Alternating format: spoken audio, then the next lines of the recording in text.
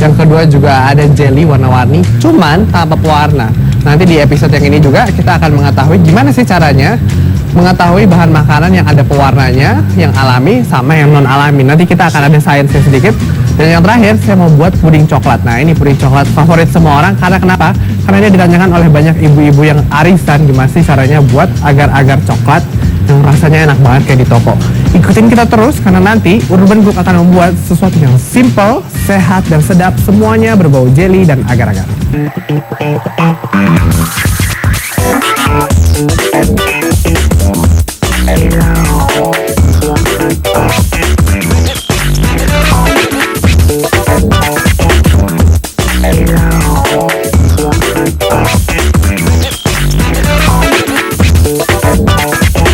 Happy cooking urban people.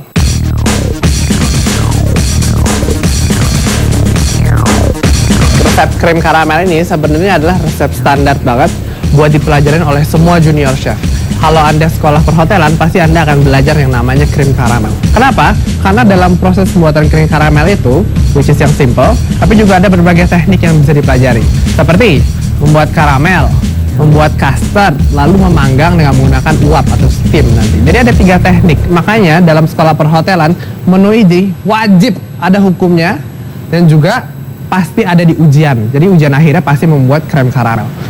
Gimana caranya? Mau ikut belajar juga? Kita akan buka cooking class ala Urban Cook.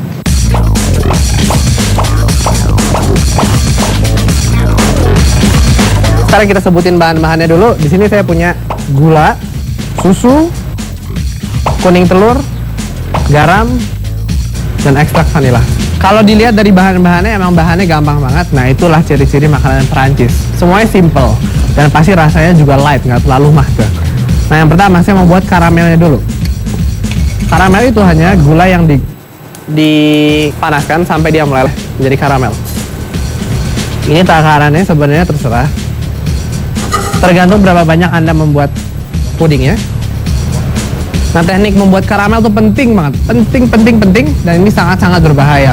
Buat karamel pastikan nggak ada anak-anak di sekitarnya, karena ini panasnya luar biasa panas. Kalau kena kulit bisa berbahaya. Jadi pastikan pancinya nggak oglek-oglek, jadi nggak bakal tumpah. Nah ini triknya adalah kita nggak boleh menggunakan sendok atau menggunakan alat apapun untuk mengaduknya. Nah ini namanya membuat teknik karamel dengan menggunakan dry caramel teknik. Maksudnya nggak dikasih air. Biasanya ada juga chef lainnya mungkin di acara sebelah atau nggak di acara cooking demo lainnya, chefnya ngasih air. Nah itu punya teknik yang basah. Cuman saya lebih suka yang simple. Jadi cuma saya kasih gula aja di atas panci dengan api yang sedang. Ditunggu, jangan ditinggal, jangan nonton sinetron atau ganti channel lainnya, harus cepet diliatin sampai dia berubah menjadi karamel. Nah ini udah kelihatan di sini dia sudah meleleh. Dari tadi nggak saya aduk-aduk, cuma saya puter-puter aja. Nah ini mudahnya kalau Anda pakai teflon anti lengket. Cukup warnanya sudah seperti madu yang agak gelap lagi. Nah ini mau saya dengan hati-hati kita tuang aja sedikit. Nah yang terakhir, nah ini dia akan langsung set. Nah bisa dilihat di sini. Nah, bekerja dengan karamel itu mesti cepat. Kenapa? Karena dia itu akan cepat set seperti ini ya. Dia udah set.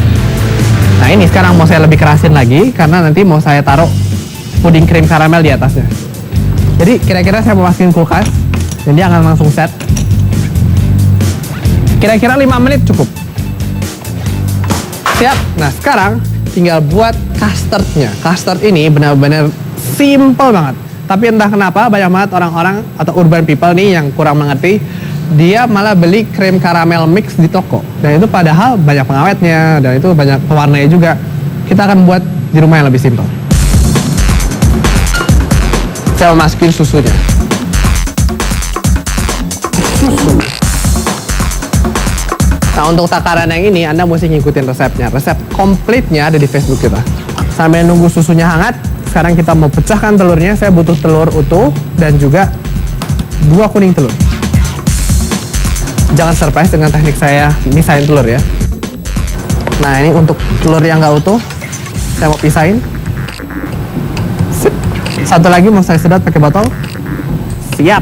Ini dia. Jadi, nah ini sekarang mau saya kocok. Terus saya masukin gula. Nah gula ini terserah sebenarnya. Saya nggak suka terlalu manis. Jangan lupa ditambahin garam sedikit Oke. Oke, ini udah tercampur gulanya. Sampai kita lihat susunya udah hangat apa belum. Nah, ini susunya sudah mulai berasap. Udah kelihatan ya asapnya ya.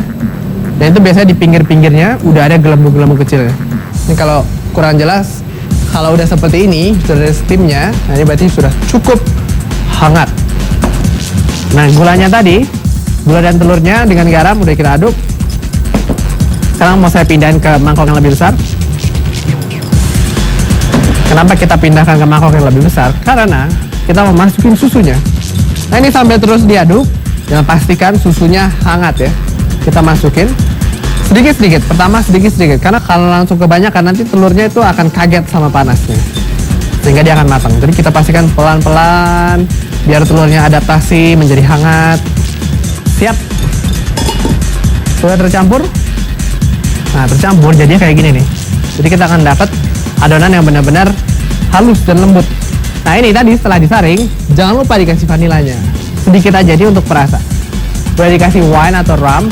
Nah, kalau misalkan klasiknya krim karamel, itu emang benar-benar dari vanilla extra. Nah, setelah disaring, kita ambil karamel yang sudah keras tadi.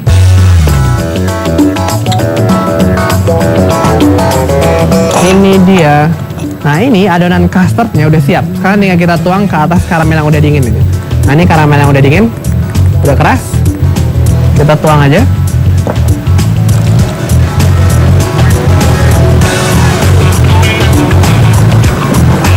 Siap. Next, sekarang kita pindahin ke loyang. Di sini saya punya loyang yang agak dalam. Kenapa? Karena mau saya kasih air sekelilingnya.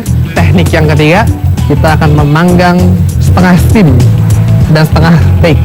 Nah, pastikan airnya itu nutupin setengah dari ramekinnya. Sip. Nah, sekarang dengan hati-hati kita masukin semuanya ke oven. Siap. Jadi apinya kecil, 160 derajat, selama 25 sampai 30. Tergantung berapa banyaknya yang Anda buat. Sip. Ini sudah 25 menit. Oke. Nah, ini kelihatan di sini. Dia tengahnya ini masih agak sedikit goyang-goyang. Tapi panas dari yang masih tertinggal sini ini cukup untuk mematangkan telurnya. Jadi jangan takut. Nah, sekarang saya mau ambil semuanya.